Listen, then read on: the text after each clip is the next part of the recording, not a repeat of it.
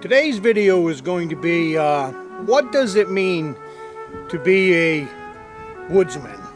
I have my opinion on what I think a woodsman is and the rules that I've kind of lived by my entire life as far as being out in the woods or being out on the water, different things like that.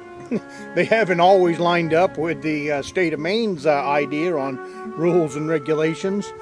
But as you grow as a sportsman, a lot of that stuff you leave behind, and I'm happy to say that I left that behind. As I said, you like to say that you grow up a little bit. But I am out in a cedar bog. As of right now, I've stopped at one of my lunch spots that you've heard me talk about in other videos. What does being a woodsman mean to you? This is what it means to me. It means somebody that can go into the woods from sun up to sundown and take care of themselves, not have to rely on a cell phone to get them out of a pickle or out of a jam. It means somebody that is very comfortable in the woods, could lay down on any sunny spot and take a nap. I've been doing this stuff for 49 years. I started as a very young boy, and there's nothing I like to do more than get out and scout around and just see what's in the piece of woods that I'm choosing to hunt and stuff like that. But what I mean by it's kind of like, self-reliance. Depend on yourself. Self-rescue if you get yourself into a problem. It's being a problem solver on the spot. Especially, today's modern woodsmen, we usually employ snowmobiles and we employ four-wheelers and six-wheelers and stuff like that, as well as four-wheel drive pickups and stuff that get us way back in. Nothing to be 15, 20, 30, 40 miles back in the woods off the hot top. Some of my best rabbit hunting was done 26 miles off the highway in Bingham. Bingham is a spot in Maine. Just big, huge pieces of woods. And then when you got back there 26 miles, sometimes the beagles would have a different idea. And they would take you 5 or 6, 7 miles away from your pickup. So that's what being a woodsman to me is no matter what comes up while you're out there, you can handle it. And as well as like even your diet. I've been doing this, like I said, for 49 years. I've been quite successful at it. But, again, my point here is I've been doing this for, like I said, 49 years. But 80% of my diet comes from out in the woods. And I listen to other people say, well, if things go wrong in the country and all that they're just going to go live off the land. Well, with 49 years of experience of living the lifestyle that I live, I'm only at 70 to 80% of my diet is wild game. And that's everything. That's deer, that's moose, rabbits. If it's in the Maine woods, I've probably have eaten it or tried it. And that's with all of them years of experience, and that's with a high-powered rifle or a 12-gauge shotgun. So, and that's what I mean by self-reliant. I have purposely, as well as even learning what's out there for natural tinders, so that when it comes dark, you can put yourself together a campfire and you can spend the night. With beagles, especially upcountry, that was always a possibility. Because sometimes you get way back in, and do you head out with a beagle at well after dark, or do you hunker down for the evening? A lot of times it's safer if it's after dark to just hunker down and wait until morning. So that's what I mean by being self-reliant and comfortable in your surroundings. So my thought there is if you think you're going to live off the land, you should probably, and I will bring you up country with this video camera, and I'm going to take you back out into some big country, some gorgeous country, and there's not a track to be found. There is nothing there that you could eat. So that thought of, it takes preparation, it takes planning. If you get a deer, Like I try to shoot a deer in the fall. If I don't get a deer, I try for a bear. Most of the time I've got either a deer or a bear in the freezer. And that's my meat for the winter time. And then the other thing I do to supplement that is I ice fish. And I've been ice fishing since I was, same thing, about 7 years old. I think I had my first ice trap. I fish for lake trout. I fish for salmon. If it swims, I usually eat it. There's certain fish I won't eat in the summertime that I will eat in the wintertime. But that's what it means to me to be a woodsman. Some of the fish that I fish for, because it's plentiful and they're very big, and they're outside of a brook trout, they're probably the best eating fish that this state has, and it's called a cusk. And we have lakes here that have big cusk. I usually try to catch cusks that are only in 5 pounds to 10 pound, 5 pounds and up. I usually don't keep the small ones, the 3-4 pounders. You're allowed 10 a day. And I've had days that I've come off the lake with 10 of those, 5 pounds. So that's 35, 40 pounds of fish. That's a lot of fish to bring home and put in the freezer from a freshwater lake. And it is a sweet meat. It's a really good chowder fish if you don't know what a cusk is. And I see people that waste them, and drives me nuts. I'll be out on the lakes fishing and they look at them as a junk fish. I urge you to just throw the fish back. Don't kill it. There's people like myself that go out there and specifically target those kind of fish because I eat them. That's part of my diet. And if you kill them and just throw them on the ice, that's like taking food off my table. So I urge you to leave them alone. Put them back in the water alive, unharmed, because there's guys that really respect that fish and really want to catch them.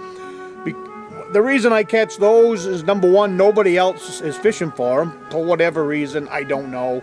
It's kind of like the bear hunting in this state. They still can't figure out why Mainers don't go bear hunting. I don't either. I guess this year, they're really considering now doing something different with our bear season, because even southern Maine is starting to have a large bear population, black bear population.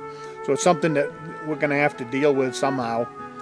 But anyways, getting back to the fish, I make fish chowder out of those fish. Best fish chowder that I can possibly eat. I like the cusk better than ocean fish. I find it firmer. I find it tastier. And it just makes an awesome chowder. And there's other things you can do with it. There's another recipe called a poor man's lobster, where you chunk up the cusk and you boil him for 5 minutes, and then you drop it into some melted butter. It's called poor man's lobster, and I've had it. It is very good. But even as a deep fried fish, they're excellent deep fried. Make a little batter and do that. So that's what I mean by 70 to 80% of my diet is wild game. With 49 years of hunting, I still haven't arrived at 100%. I just don't think that it is. I'm not going to say it's not possible, but the way the laws and stuff are set up, where you can only take 1 deer a year, different stuff like that, you have to supplement your diet with other things like rabbits, partridge. Rabbits, our rabbit season up here is October 1st through March 31st. So rabbits is another great supplement to the wild diet. And you see in other videos I've talked about it.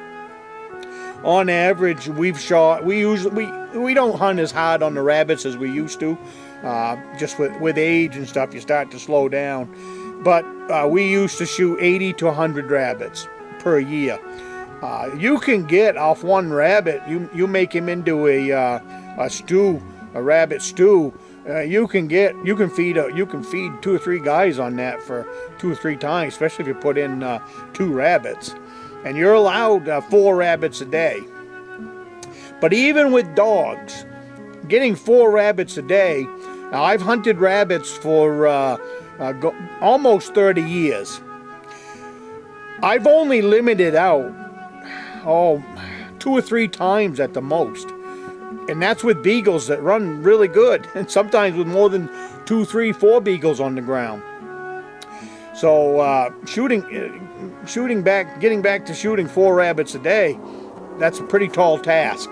You can get 2 fairly easy, you can get 3 fairly easy, but seems almost impossible to knock down that 4th one unless you have a little bit of luck. So, but it does happen.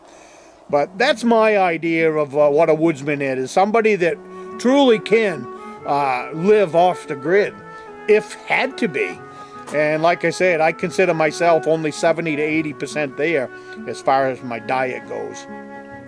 And then the other thing to that is being able to build a fire anywhere, anytime, under any conditions.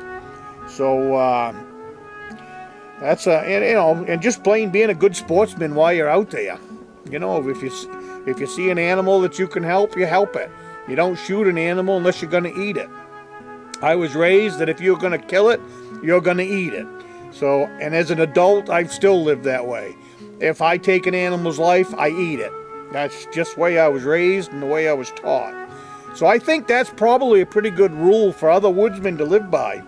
And, you know, spare your resources. But if you're a young man that wants to get into this, and like I did, you know, just stick with it. You don't ever learn it. I am 56 years old now. I'm still learning. That's why I scout. It's a big state. There's lots of things to do up here, and lots of things to learn about hunting and fishing, and being self-reliant on your abilities and your skills. I think that's what I like the most out of being a woodsman, is the ability to think outside of the box, think on the spot, and just be a problem solver. And if you're a problem solver in your regular life, I urge you to start going that way. Have some imagination. Be a problem solver, because when you're a problem solver in life, you can bring them skills with you into your adulthood or into your as you get older. They can't take skills away from you. They can't take trades away from you. So anything that you learn in regular life, you can bring out here into the woods and adapt it to this kind of a lifestyle. It's all the same. It's just one thing. Don't give up. Don't give up. You know, when you're out here in the woods and you're looking for that deer, don't give up. Don't get discouraged. Keep hunting. Hunt right up until dark. Don't be that deer hunter or that bear hunter that has to be back to the vehicle 15 minutes before it's dark. Because by doing that, you miss out on the best hunting time of the day. I see now, what I'm seeing now in hunters is more road hunters. Not only for birds, but for deer now.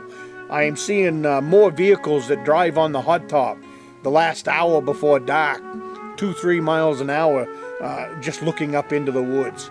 That's not a hunter. That's not a sportsman. So, you know, put your boots on the ground and go out in the woods and become a hunter and become a sportsman and become a woodsman that really, really knows what he's doing out here, because there is nothing out here to be afraid of. It's just come prepared. Learn how to build a fire. Learn how to hunt. And that only comes by getting out here and doing it. So I think that probably puts it into a nutshell. But have fun with this. If you want to comment in the comment section, lay down some comments that what does it mean for you, you as a person, to be a woodsman or a woodswoman? This is a sport for both. There is lots and lots of stuff out here to do. It is a great, it's been a great life for me. I have enjoyed, I look forward to every hunting season like it is Christmas time.